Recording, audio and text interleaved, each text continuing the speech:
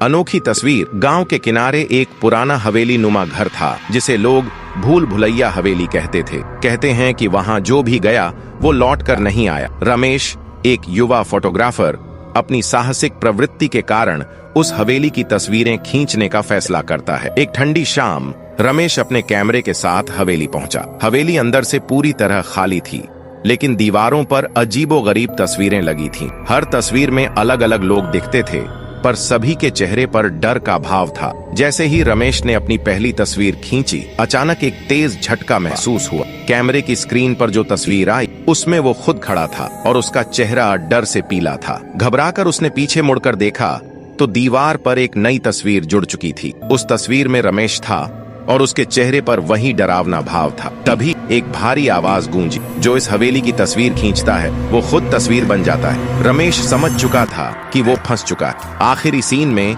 गांव के लोग चर्चा करते हैं कि हवेली में एक नई तस्वीर जुड़ गई है और वो रमेश की है। लेकिन रमेश की जगह अब गांव में कोई और फोटोग्राफर आया है जो उसी हवेली की तस्वीरें खींचने का सोच रहा है। क्या रमेश अब इस हवेली का हिस्सा बन चुका है या उसने कोई और रहस्य छुपा दिया है? उसे देखने के लिए आप लाइक करके कमेंट में पार्ट 2 कमेंट करें।